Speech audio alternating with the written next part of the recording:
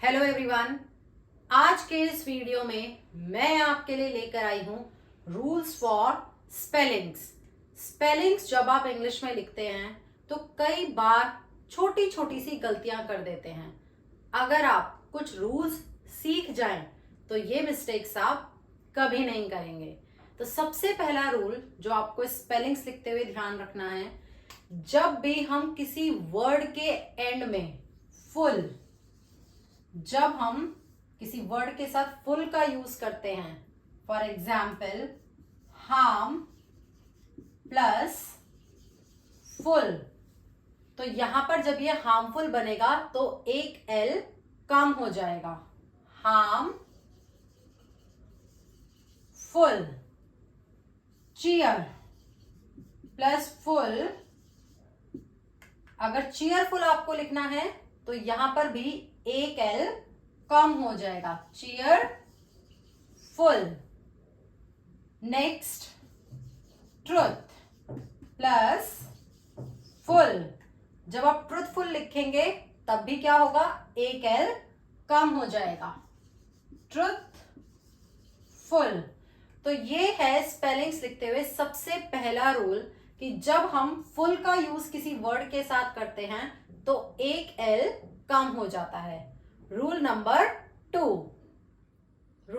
To, कुछ words ऐसे होते हैं जिनके साथ हम फुल का ही यूज करते हैं, बट उसमें डिफरेंस क्या है।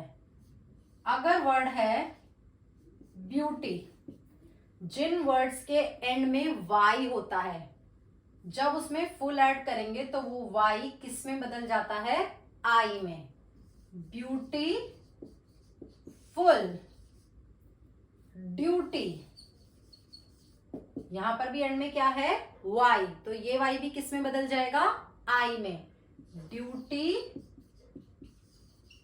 फुल। तो ये थे फुल के दो रूल्स।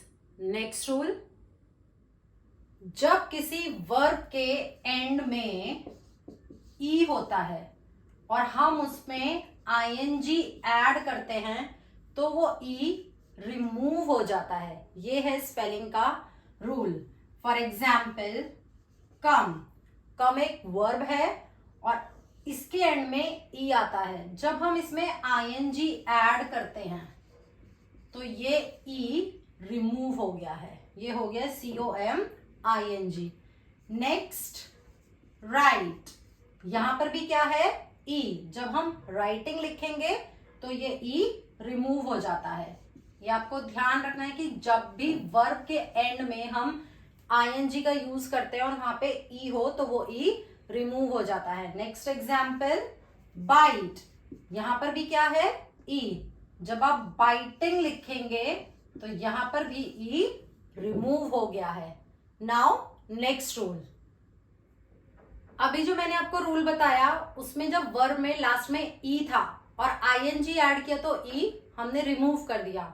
लेकिन जब किसी वर्ब के एंड में डबल ई या फिर वाई ई हो और वहां पे हम आईएनजी ऐड करें, तब हम डबल या वाई ई को रिमूव नहीं करते हैं, वो एज इट इज स्पेलिंग में लिखे जाते हैं।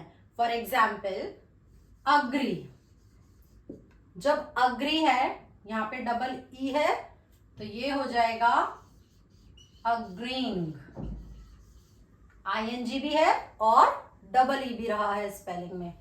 नेक्स्ट एग्जाम्पल आई, यहां पर वाई ई है, क्या हम वाई ई को रिमूव करेंगे, नहीं, आईएनजी भी ऐड करेंगे और वाई ई भी रिमूव नहीं करेंगे। आइंग,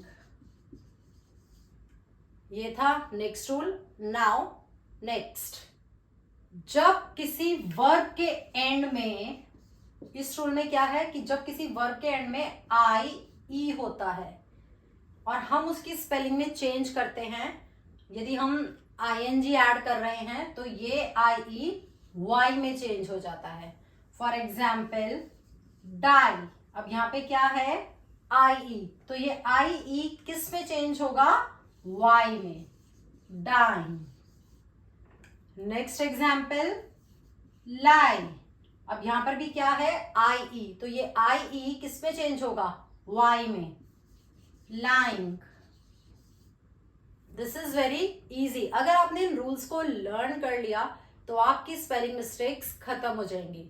नाउ नेक्स्ट रूल, या मैं आपको एक लास्ट रूल बताने जा रही हूं कि जिन वर्ब्स के एंड में सी आता है, जिन वर्ब्स के एंड में सी आता है, वहां पे जब हम ईडी या फिर आईएनजी का यूज करते हैं तब उस सी के साथ हम के का भी यूज करते हैं। फॉर एग्जाम्पल मिमिक, और अगर हमें इसमें मिमिक्ड लिखना है या फिर मिमिकिंग लिखना है तब हम क्या करेंगे, इसके साथ हम के का भी यूज करेंगे, मिमिक्ड, मिमिकिंग। तो ये है वर्ब की स्पेलिंग का नेक्स्ट रूल कि जब भी वर्ड के एंड में सी है तो सी में हम के भी ऐड करते हैं जब हम ईडी या फिर आईएनजी का यूज करें। तो ये थे स्पेलिंग के कुछ इंपॉर्टेंट रूल्स। अगर आप सही से स्पेलिंग्स लिखना चाहते हैं तो इंग्लिश में स्पेलिंग के रूल्स होते हैं, उनको हमेशा ध्यान रखिए, आप कभी भी कोई स्पेलिंग मिस्टेक नहीं करेंगे। आई होप कि आज का वीडियो आपको अच्छा लगा हो और कुछ नए रूल्स आपने स्पेलिंग के सीखे हों। Keep learning, keep enjoying with English genius. Thank you, bye bye.